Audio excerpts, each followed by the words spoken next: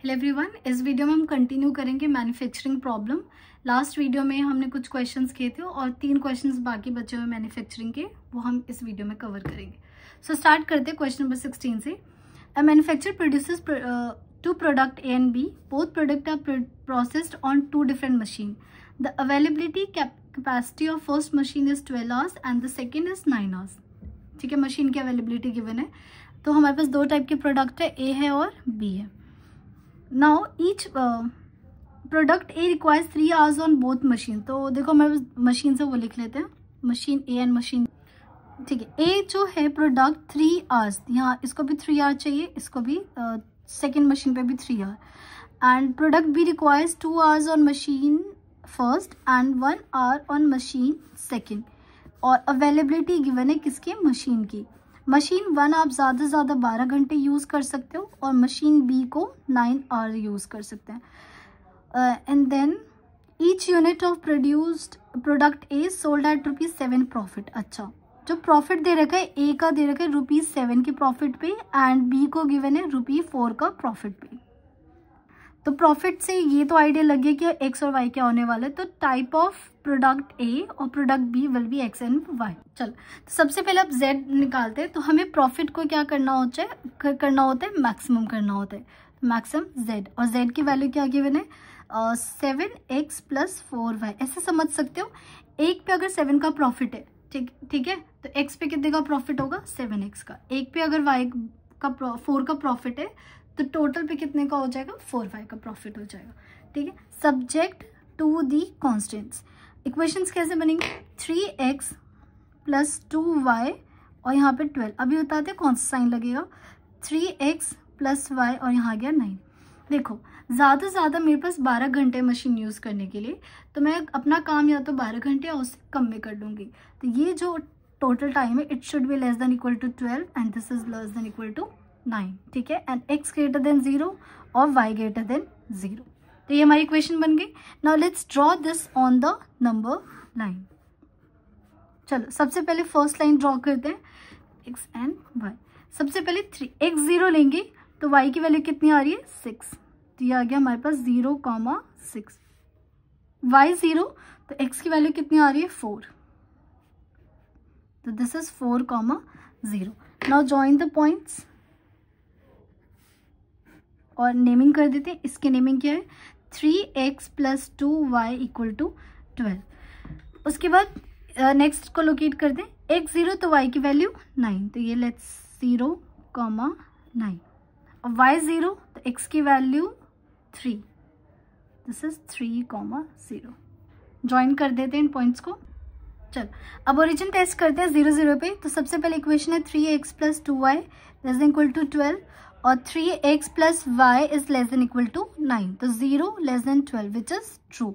इसमें भी x और y 0 0 पुट कर दो तो 0 less than 9 which is true. तो दोनों के लिए ट्रू आ रहा है, मीन्स वी विल मूव। इस पॉइंट के हम क्या आएंगे, टुवर्ड आएंगे। फॉल्स होता तो अवे जाते। तो what is the common region, this region will be the common region, ठीक है। Now let's locate the point, corner points. This is the corner point, this is the corner point और एक ये और दिस इज। नाउ इसका नाम कर देते हैं, this is A, this is B and this is C.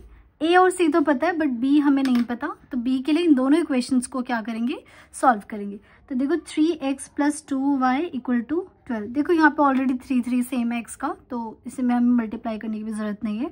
3x + y = 9, minus minus minus cancel, y = 3। तो y की वैल्यू तो कितनी आ गई, 3। किसे में पुट कर दो, 6, तो ये भी कितना आ जाएगा, 2, हाँ 2,3। क्लियर। अब हम सारे पॉइंट्स लिख देते हैं और z लिख देते हैं। तो यहाँ पे हमने लिख दिया पॉइंट्स और यहाँ हमने लिख दिया z, 7x + 4y। a point क्या है हमारे पास, 0,6। b कितना है, 2,3 एंड c हमारे पास 3,0। तो 6 4 = 24, 3 और 7 21, ये हो जाएगा 14 + 12 विच इज 26। तो what is the maximum, this is the maximum profit. तो क्या लिखेंगे, मैक्सिमम प्रॉफिट कब है, जब हमारे पास z की वैल्यू कितनी है, 26। और 26 कब आ रहा है, when x = 2 and y = 3। But x क्या था हमारे पास, number of product A, number of product A, और y क्या था, number of product, total number of product b। ठीक है, तो this is the final answer.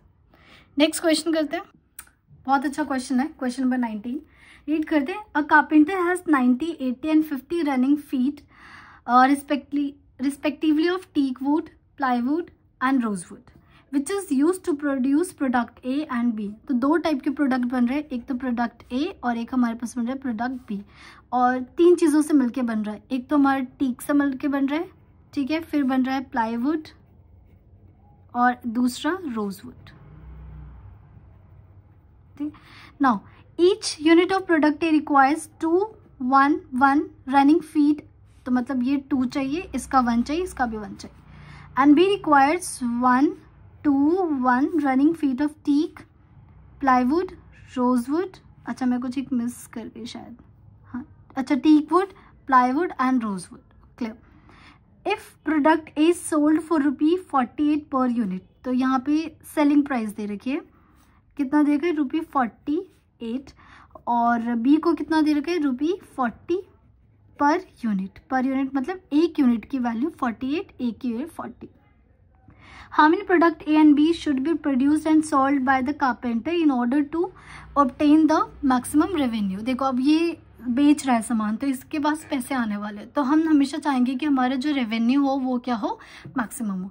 तो सबसे पहले ये तो पता चल गया कि एक्स क्या, ओके वेट, अवेलेबिलिटी भी लिख लेते हैं।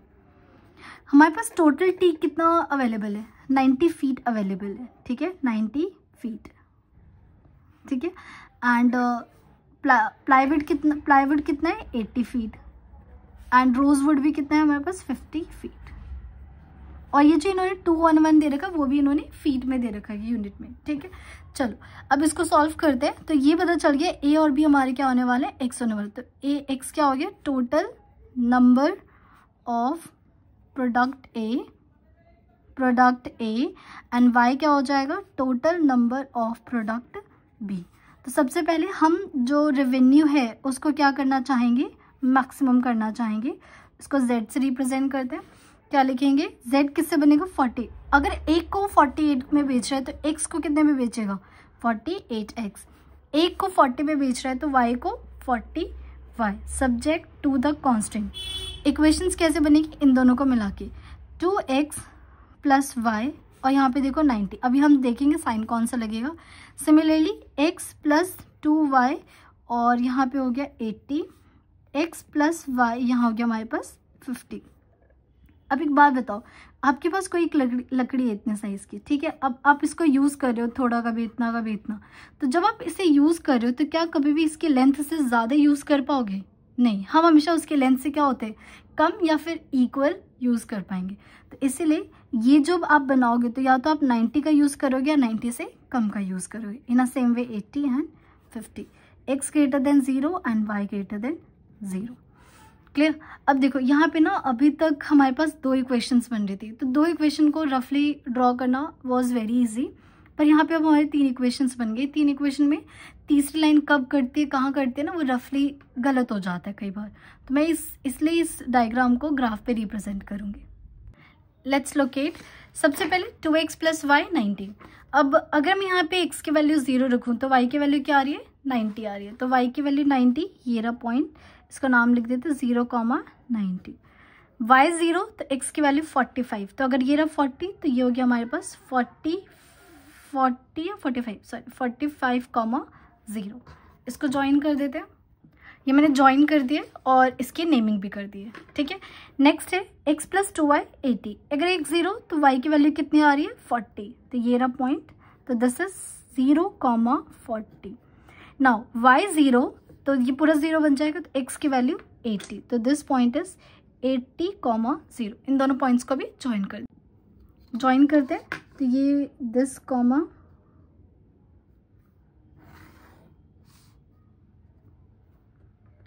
ज्वाइन करें, ठीक है। इसकी नेमिंग कर देते हैं, तो इसकी नेमिंग हो जाएगी x + 2y = 80 and the last line x + y 50, तो ये भी 50 और ये भी 50, तो ये हो जाएगा। पहले ज्वाइन कर देते हैं फिर नेमिंग कर देते हैं, तो 50 x + y = 50 और ये है 50,0 और ये है 0,50। ठीक है। नाउ ओरिजिन टेस्ट करते हैं। तो मैं ना 0 0 पे कर रही हूँ और यहीं पे समझा देती हूँ। ये रहा, इसमें 0 0 पुट करो तो 0 less then 90 which is true. इसमें भी 0 less then 80 which is true. इसमें भी 0 less then 50 which is true. तो तीनों केस में ट्रू है। इसका मतलब वी विल पॉइंट्स की तरफ से हर एक लाइन के लिए एरो इस तरफ है, टुवर्ड द पॉइंट। ठीक है, टुवर्ड द पॉइंट। तो मुझे बताओ what will be the common reason.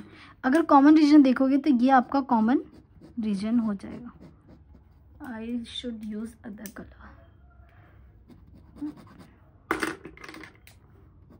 ये हो गया हमारे पास common reason.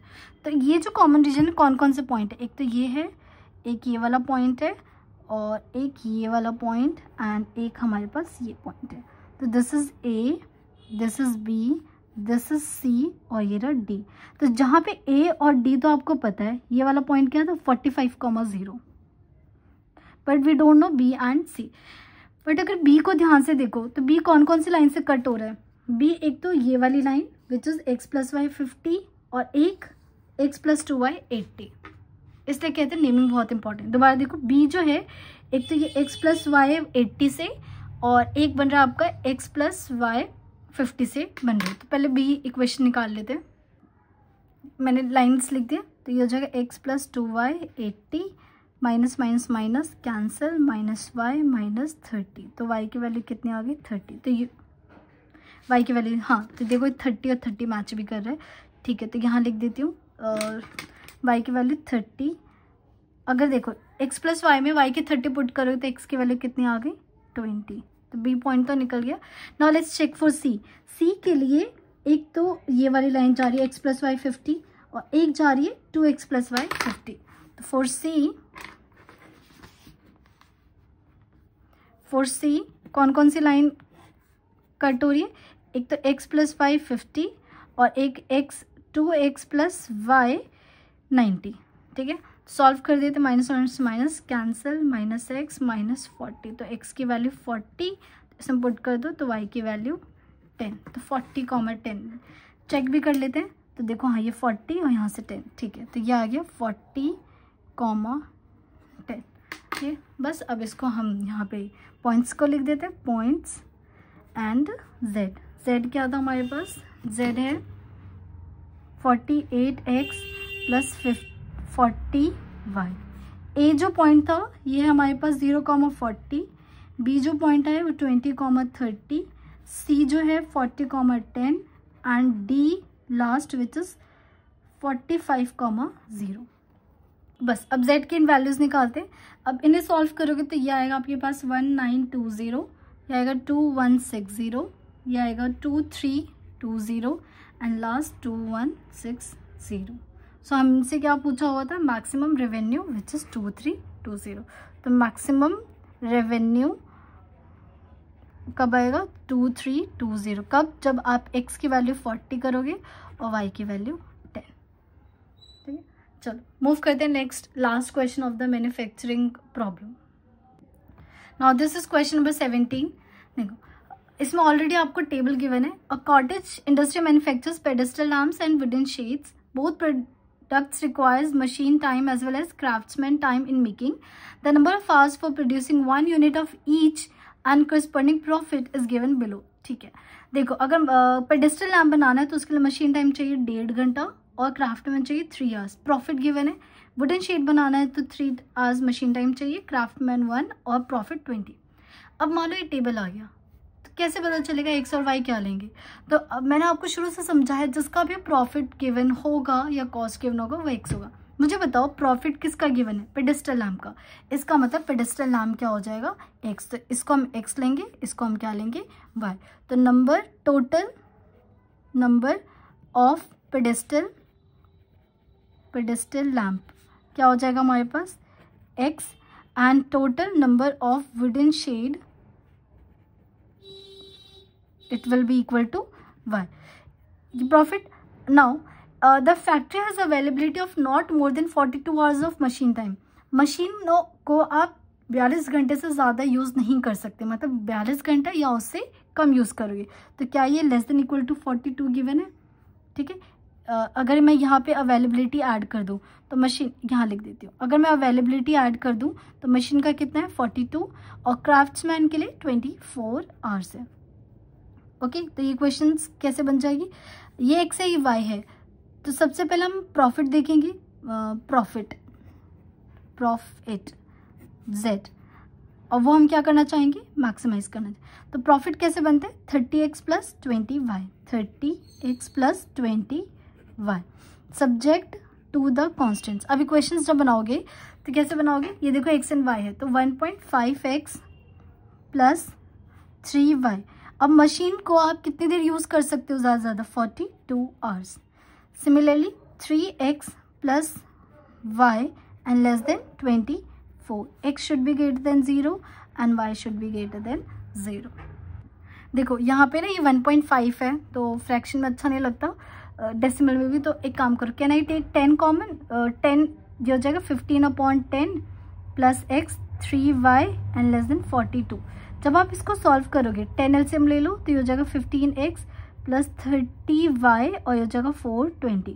Now what can I take common, 15 common ले सकती हूँ तो ये हो जाएगा x plus 2y less than 15 2 जा एंड देन 8 जा,